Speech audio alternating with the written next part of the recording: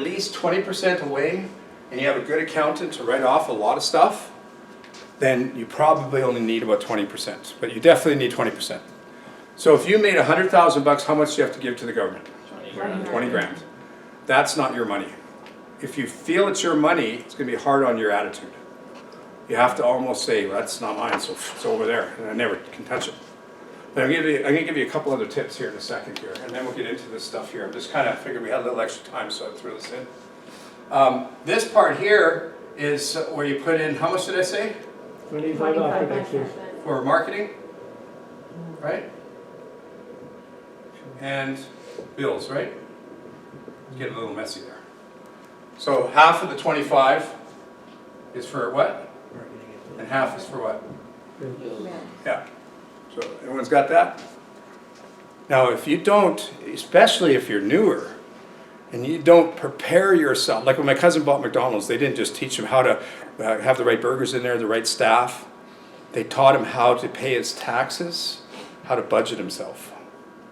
And he had all that set up before he opened the door. You don't want to be unsuccessfully set up any longer than you have to be. You want to set it up as quick as possible. Does that make sense? Yes. So as soon as you get a check for 10 grand, automatically, now you maybe can talk to your bank, they'll put 20 in there for you. I got a better idea. How many of you know on your business account have seen that there's a place where you can pay your taxes? How many of you have seen that? So do you too. Now some of you are new realtors, so you may not know this, so make sure you make some notes. So if you go on the bottom, it says taxes. You click on that, you just want to have it set up so that you can put your money into there, and it actually is in a savings account with the government. If you've been in business for a while, you've been getting a bill from the government every 3 months for next year when you file. It's ahead of time. So this savings is already set up through your bank account. So you can make a note of that if you want. So you don't have to open up this savings account if you don't want to. You can just go every time you get a commission check, you want to put 2 grand, it'll go in there, and then when you file in April, your accountant takes the money out of there and pays the bill for you. Less stress. Way easier, yes? So then, if this is 10 grand, 20% is what? 2,000. 2K. That leaves us with what? 8K. 8. What's 25% of 8? It's like 2. 2. So you put that in there. You use 1,000 for marketing, and you got 1,000 for your bills. And what have we got left? 4. 6. Where does that go? Personal account. Right there. Transfer it right over there. What do you use that for? Personal stuff. What's some personal stuff is what I meant. Your vacation. Holiday. Okay, so you go on a holiday and just sit the heck with the mortgage payment? Is that right? Your Forget about the food Your personal. for the family. We don't need electricity. We got candles. Right? So work with me on my sarcasm here. So what is this money for? Personal. Personal. So this is to live off of. Use that to live off. Okay? So here for some reason. Okay. So what would these personal savings be for? This is for your holiday. Okay, I'd put 10% in there of this 6 grand. So how much would go in here? 600. 600. From every $10,000 commission check. 600.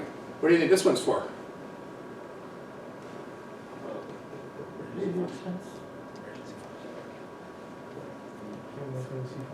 Emergency fund. Put 10% in here every commission check. How much is that?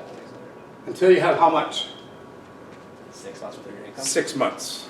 How much do you need to pay your bills? Write it down right now for yourself. Write it down. Okay, if I was to say, if I had a mortgage payment of 2 grand, and my groceries and utility bills could cost me another grand, and then my insurance and stuff, I might say I need 4 grand a month. Okay, so you write down for yourself how much you need per month to live. Go ahead and write that down, because we also need to see that number, or you'll need to see that number later for how to become financially free. And as soon as you wrote it down, put up your hand. Now times it by 6. So in this case, it would be 24,000. Once it hits 24,000 or 30 or 20, whatever yours is, you don't put any more in there. What kind of account is it? Emergency. Emergency. When do you use it? For Emergencies. That's it. So do you use it when you want to go on holiday? No. No. Do you feel pressure from somebody that says you should be investing in that and take it out and put it in some stocks? No. No. Get another 25 grand and do that. This will give you peace of mind. You got your EFT going in here. You put 20% away for taxes or into that tax account. You got money put in here, and when, of course, you put it in here and you've got to put it back in here. So someday you'll have where it's just this account, you pay your taxes, and all this 25% is liquid assets in your business. You'll have hundreds of thousands of dollars in here. And over here, you'll have, listen up ladies, you'll have hundreds of thousands in here, and you'll have 25,000 in here, and you'll have 50 grand in here, and you'll take some money out of here and here for investments and maybe buy real estate property and all this kind of stuff. But this is the idea. So you really don't need these here. At some point, you just build up equity, liquid equity in here, cash, cash, cash, but always put that money in the tax ahead of time. Or especially when you get that little bill and it says you got to pay 5 grand. Like if you make 100 grand, you owe the government 20 grand of that. And when you file in April, they'll say you have to pay it by June. But if you paid it the year before, as you made it, 5 grand, and then next 3 months 5 grand, next 3 months 5 grand, next 3 months 5 grand, it goes into that account. Then when your accountant files in April, they'll say, you owed $18,000, we wrote off this and that, and you go, okay, yeah, just take it out of the account. They'll go and they'll go, well, there's an extra $1,500 sitting in there, and you go, great, just leave it in there for next year. Because that's in the account, that's the way the government does it, to help you, with less stress. All right, so let's carry on here. I came up with that because we said we got to put 25% after taxes back into our business and half of it for this, right? So let's see what this is. We want to advertise our properties with that money. So let's talk about your listing checklist. So on the left, again, I made sure that you had a blank page. See if you got the room to put something down. Let's do it together. When we list a property, let's talk about how we market it. And here's another thing. Some realtors get all cheapo on this too. They get the listing and they don't do nothing except put it on MLS. They don't want to spend any money on it. But you need to. And I call it our listing checklist. So write this down. Listing checklist. And we'll go in order. You guys will help me build this listing checklist, okay? Right now. So, and even if you're new, you should be able to kind of figure out what you're going to do. I mean, how many of you want to get a listing right now?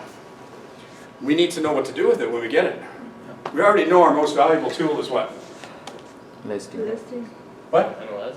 Yeah. MLS. That's for the realtors. And it also goes to the public called what? Realtor.ca. Realtor.ca or .com if you're in the US. Okay. It is hot in here, especially when you're walking around up here. I tell you, I'm just starting to sweat. I'll have to do something about it. Because I'll turn it they on. always put that right where I am. and you don't have to do it now, that's fine. So, we got Realtor MLS.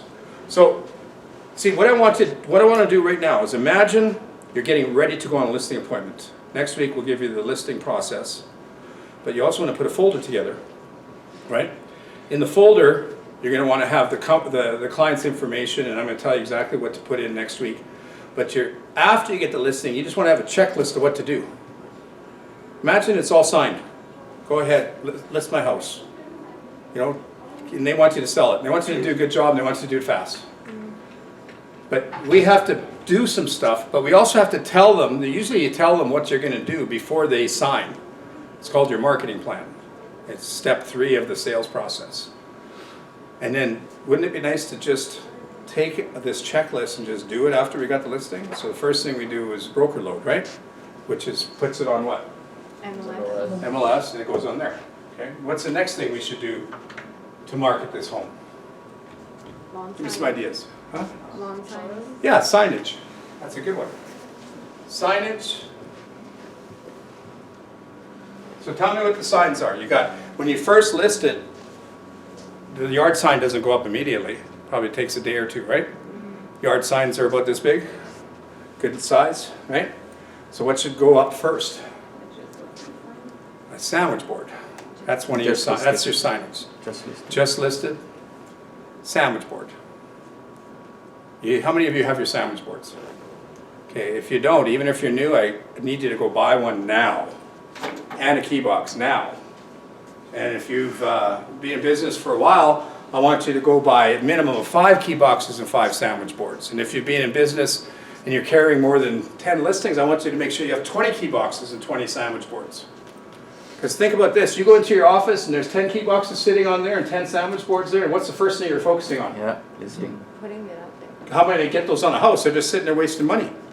So go buy a bunch of key boxes, even if you're new. If you watch, you'll be focused on listings. You know, put it right in front of your computer so you have to look over it while they're sitting here and they're right in front of you. Have the sandwich boards, you trip over them. It's like, gee. So you put a sandwich board and you order the sign, and you should even, and make a note of this, you should have directional signs as well. Put them wherever you can. Okay, so what's your signage again? Give me all 3. Tell me what they are that you wrote down. Sandwich board. Sandwich board. Sandwich board, yard sign, Just directional signs. Got that? And so on the left side of your manual, you should be write down what I call the listing checklist. There'll be a quiz on it next week. And I'll say, just look in your notes. What's the next thing we should do? So it's on MLS, the signage is all good. What's next? Open house? Yeah, we can book the open house. But what I want to do before we book the open house, I want to make sure we've got more marketing out there. Give me some other ideas for marketing. GG, social media. So internet, Social right? Internet and social media. Okay, now you guys give me some examples and write them down. I don't need to write down the examples, but give me some examples of how you market a home on the internet. Give me some platforms. Facebook, Kijiji? Instagram. No, that's social media. We'll do social media next. Okay. Okay, we'll do internet first. Kijiji. So we got Kijiji, Craigslist. Craigslist. Make sure you guys write this down. I already know what to do. I don't need to put all this down. I need you to learn on your checklist. So when internet, you should be on Craigslist and Kijiji. Why both? If you're in Alberta where they use mostly Kijiji, why can't Craigslist? More exposure. So Huh? people More coming out. exposure. I didn't hear, I'm sorry, what did you No, think? Investors? no, outside people moving in. Yeah, people in BC don't look at Kijiji, they look at Craigslist. Yeah. People in the United States don't look at Kijiji, they look at Craigslist. So advertise on both. And in BC, my BC students, I tell them they could advertise on Kijiji even though they don't use it there. Because Alberta people look on Kijiji when they go to BC. Give me some more internet ones. Website. Yeah, your website. So you want to have, if you got this, you'd put Kijiji, Craigslist, company website, personal website, you know, a few other ones. YouTube is another one, by the way. YouTube is the #1 realtor platform. And hardly any of the low producers use it. All the top producers use it. You ever seen it where you hire a company to come in, they do a video, pictures, and measurements? Yeah. That video goes on YouTube. Neat thing about YouTube is you can also share it on social media. Did you guys know that? Of course you did, right? Okay, and social media platforms, tell the class what they are. Just start yelling them out. Facebook, Instagram, TikTok. TikTok. So there's only 3, huh? Twitter. Twitter. Twitter doesn't. LinkedIn. Snapchat. No, I'm just saying what's available. Maybe, sometimes people will pick and choose. I don't do that, I do this. This doesn't work the way I like it. But let's just say what's available for the whole group. So you got Snapchat, Instagram, Twitter, Facebook, TikTok. YouTube. YouTube is actually, we did that before, that's internet. Okay. That's actually not a social media thing. Even though you can still comment on it, but it works different. It works like a website with a bunch of Google. videos. TikTok is good, but your videos should only be 30 seconds. Yeah. Right, and then they click on the bottom. I got some going out from this. This is why we're doing this right now, is we're taking this and we're going to have it where if somebody misses a lesson, they'll be able to have access on our website in the future, but also clips from this on TikTok that directs them to fill out a form on my website so that maybe I do coaching for them or they pay for the recordings. But it's called funneling. TikTok and to input form in your website, all that kind of stuff. And bigger videos could be on Facebook. There's some of these platforms you can't put videos on. Yeah. So, what else could we do to market a home? Number 5. Someone said open house. Yeah. Okay, so you book your open house. What type of open houses are there? There's public, and there's one other kind, MLS. realtor, yeah. How many of you knew there's a realtor open house you can do? Yeah, like Wednesday at 9:30, it's an open house for all realtors to come by. And it goes through MLS and you can have tons of traffic. You know? And then you have a public one also. Give me another couple here, you guys. What else do we do?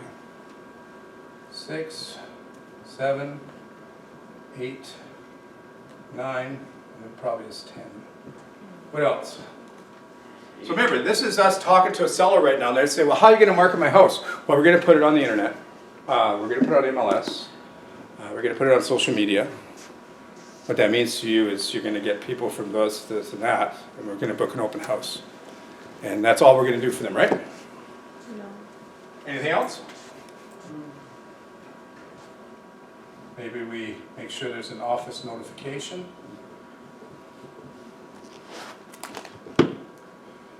Maybe there's an office caravan. If you don't do it, you don't tell them you're going to do it. Maybe there's email blast. Maybe there's, let me think, what else? Anything else you guys can think of? What is the office caravan? That's where, when the office I used to be in, we'd all meet Monday morning. Right. And any new listings within 5 miles, we'd all hop in our cars and go look at these new listings every Monday. And it was pretty good. If you don't do it, then don't put it on there. Listening to, Right? You know what? Got another one? no, that's the same, office caravan. Office caravan, that's what I just said. Yeah. Yeah. Anything else? I know there's 3 more, I can't remember right now, but I know when we talk about them next week, they're in another place to put them in your manual as well. Email blast, there's 2 more, I just can't remember. It'll come to me in a minute. So you want to advertise your property. Oh, print advertising. Give me a print publication right now. Tell me one publication, what's it called? Anybody know? CREN. Calgary Real Estate News.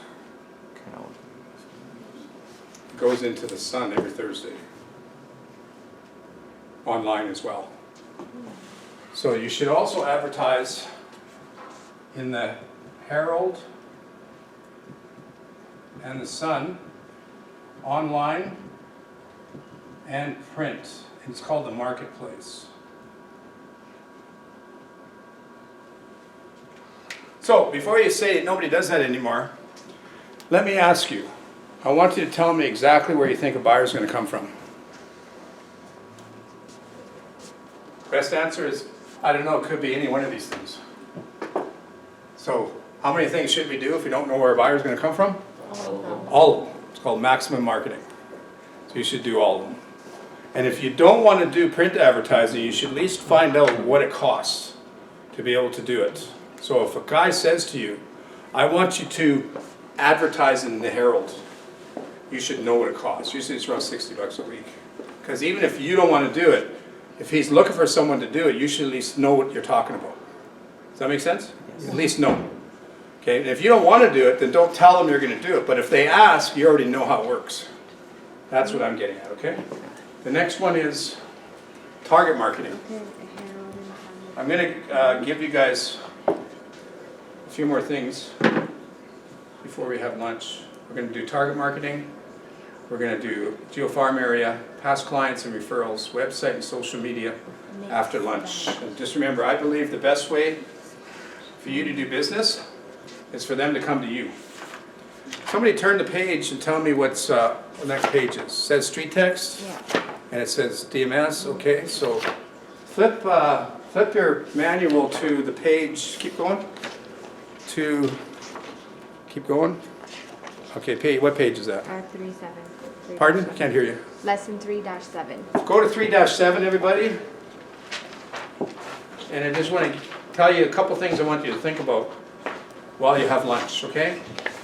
And I want you just to think about this. Ask yourself, why are you advertising? Ask yourselves, how much should I invest? ask yourselves also, what is the message in my advertising? What page are we on again? 3-7. Just say it a little louder for everybody. 3-7. You're gonna ask yourself what media sources are available, and we'll talk about them when you come back. Ask yourself which ones should you use. Ask yourself if you're using the 50-50 method. Ask yourself, do I use a hook? And ask yourself, how do you measure the results? Obviously, it's easy to measure by just asking them how they hear about us, right? So when you come back after lunch, we will discuss a little bit more about how much we should spend on marketing, and I'll actually bring up some companies that you can consider using to attract business to you, or they could be an example of what type of company you should be using to attract business to you. Sounds good? Yes. Yes. Yes. All right, you can flip that off.